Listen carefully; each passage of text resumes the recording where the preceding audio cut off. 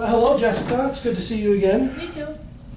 I'm glad you decided to come back and visit with us again. We'll see if we can't make some progress this time. Sure. I just want to recap what happened last time. You came in because you're feeling a little bit overwhelmed. You said you felt like you were drowning. Mm-hmm. You've been having these kind of depressive stretches that started when you were 14, you said. Yes. And they would last for a couple weeks at a time. Mm-hmm. You attributed them originally to just going through puberty, growing up, being an adolescent. Mm-hmm. But when they didn't succeed, you kind of began to question them more. And then as you got older, they got worse. Mm-hmm. And now, when we met previously, you said that they were just constant. Mm-hmm. Did I have that right? Yeah, that's right. Okay. Well, how have things been going this past week since I've seen you?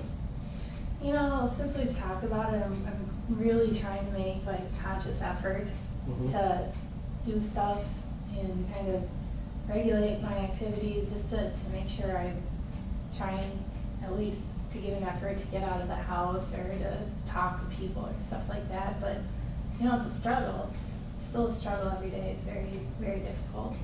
So you're trying to push through Mm-hmm.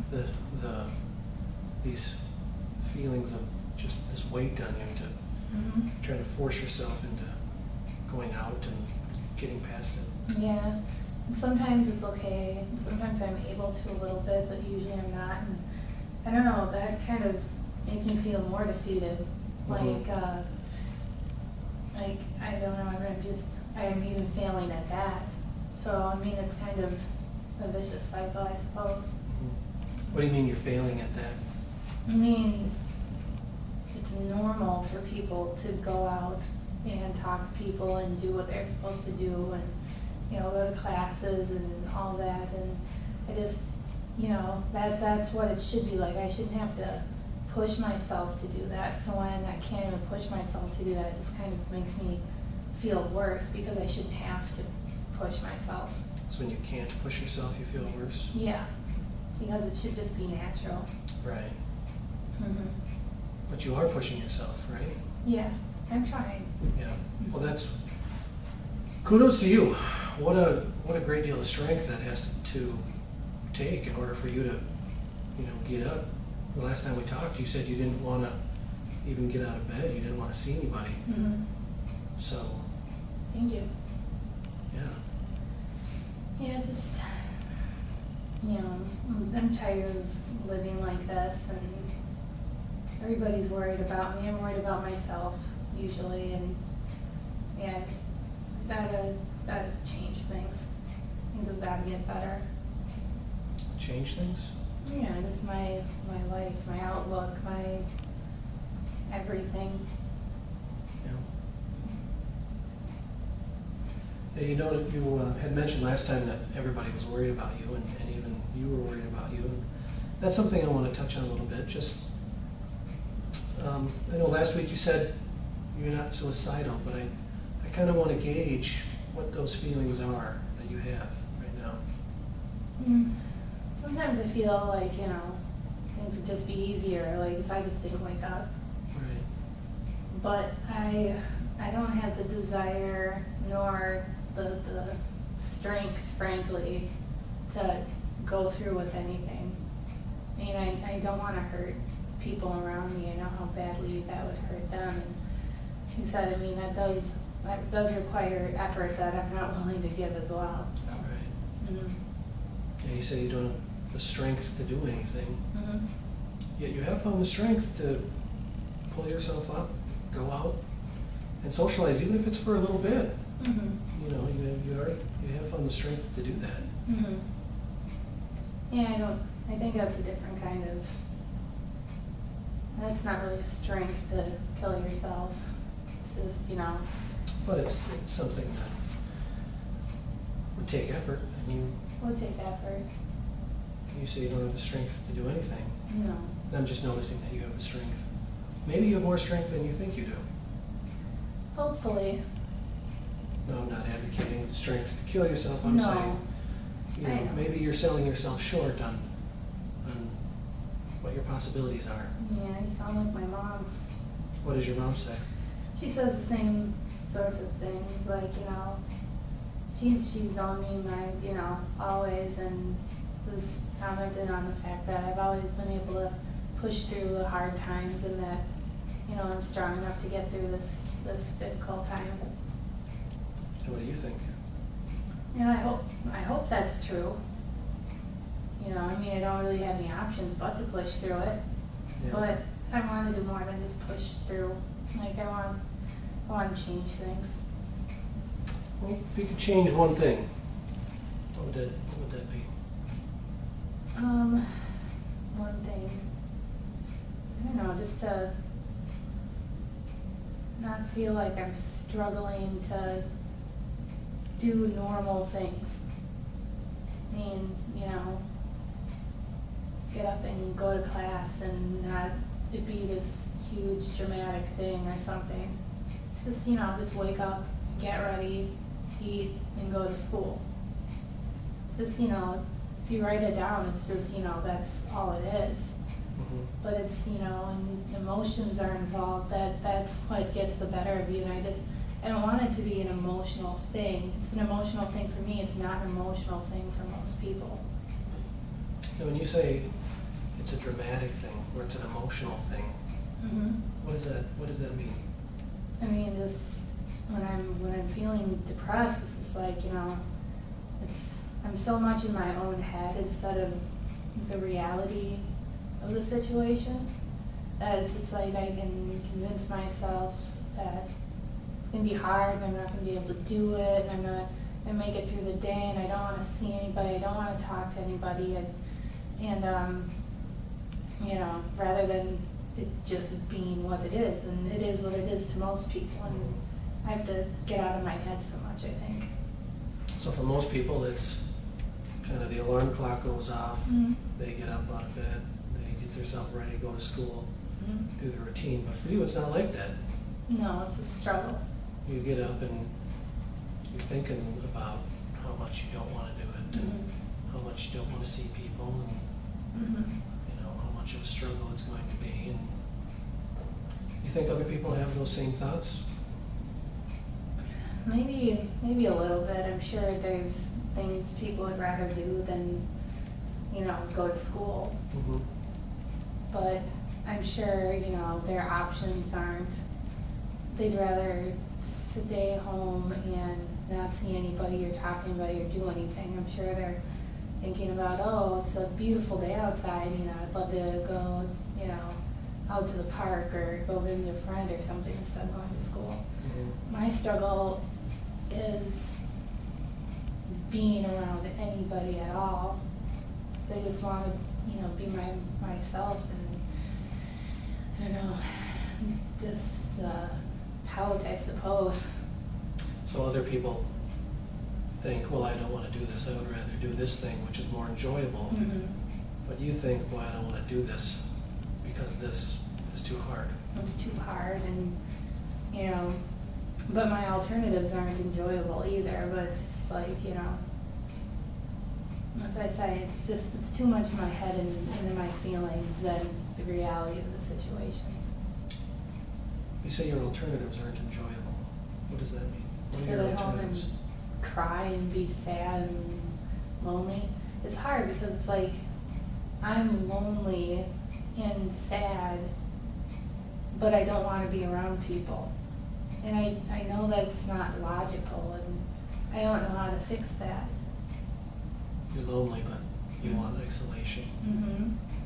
I mean, it makes no sense when you say it, when I say it. I know it doesn't make sense, but it's just, I don't know, mixed wires or something in my brain.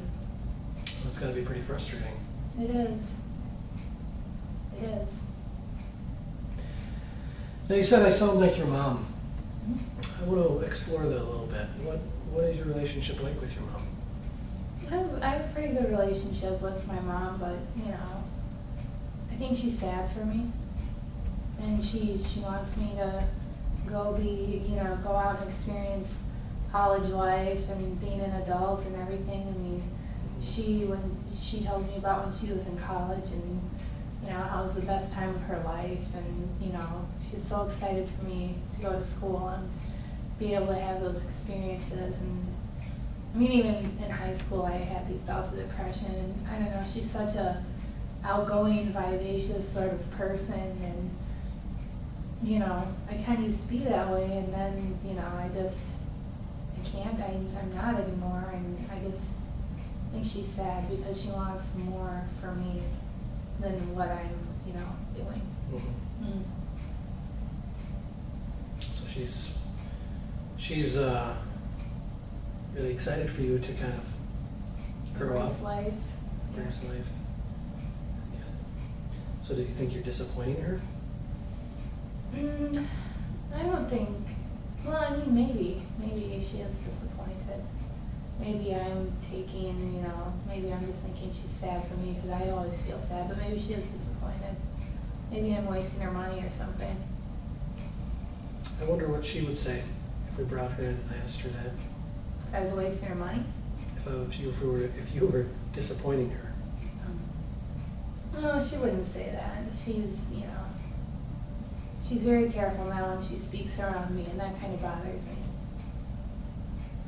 She's very careful around you? Yeah, I think she chooses her words very carefully because she doesn't want to say anything to upset me and isolate me even more. So she censors herself so as not to. Right. So she's walking on eggshells around you. Yeah, I feel like a lot of people are. What do you think people aren't saying? Or what do you think they're censoring? I mean, if I or somebody else seeing me, I'd just say, like, what the hell's wrong with you? Like, your life's not bad. Mhm. There's people out there who experience far more terrible things than what you're experiencing in your, you know, your real life. And there's people out there starving, there's people out there homeless, and, you know, you're some, like, middle class, college bound chick. Like, how bad could your life really be? So this is what you think other people are saying about you. Yeah, I would. I mean, you know, realistically, if I saw, I mean, you know, I'll be at home watching TV and I'll think the same things about people in a similar situation I see on TV. Like, you know, how could your life be that bad, really? But then I think about myself, and, you know, I'm kind of the same way, and I don't know, I can't understand it, you know, when it comes to myself, but when you're looking at somebody else, it's always so clear, and, Right. yeah. I wonder if you were able to step outside from yourself and look at your situation. Mhm. Is that the kind of stuff that you could see yourself saying about you? I mean, I definitely could say that, but I don't know what's wrong, like, I shouldn't be sad. I shouldn't be depressed. I shouldn't be any of these things. It doesn't make sense to me either. Well, why shouldn't you?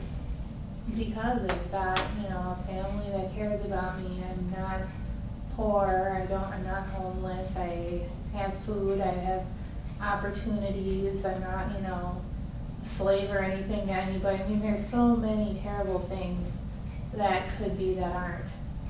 And I have the potential to live a normal life, and, you know, even a happy one, and where I can pursue what I want to. But it's just, yeah, I don't know, it's me, and I know it's me. It's not everybody else. It's not everything else. It's something wrong with me. So there's a lot of terrible things that could be that aren't. Mm-hmm. Or another way to look at that is there's a lot of good things. There are. I mean, you know, it sounds fun. I mean, when my roommates, or my dorm mates, I should say, come home and, you know, tell me about all the things that they're doing. They're participating in activities and clubs and going out with people and, you know, hanging out with friends and meeting people and networking and doing all this, and it sounds great, but I can't push myself to do it.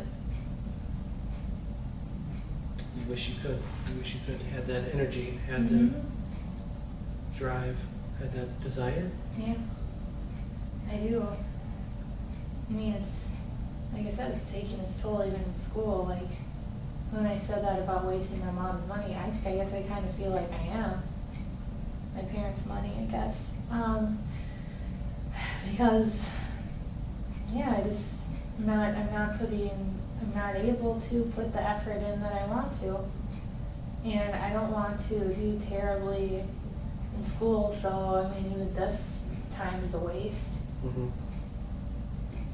I mean, maybe, I don't know, being around people in this dorm type setting is a good thing, but it's also a bad thing. In what ways? It's good because I do have to be around people, but maybe it's just, I don't know, overstimulation or something. I mean, it's a big school, it's lots of people all the time, and I don't know. I mean, from high school, I had bouts of depression in high school, even, middle school, I would say. Mhm. It seems like the more people around me are sociable, the more secluded I make myself. So the more kind of sociable the outside world is, the more you kind of come into yourself. So, Well, it is time to wrap up the session, but it does seem like since the last time you and I met, you have made some strides. You're getting yourself out there. You're forcing yourself to overcome your feelings of hopelessness almost. And even though it sounds like you think that was a failure, I'm not so sure that was. And I hope the next time we talk, you have made more positive strides towards that and just overcoming yourself to kind of get out into the world. I hope so. All right. Well, do you have any questions for me? No, I don't think so. Okay. Well then, on your way out, why don't you set up an appointment for next week, and then I will see you then. Sure. Thank you. Thanks.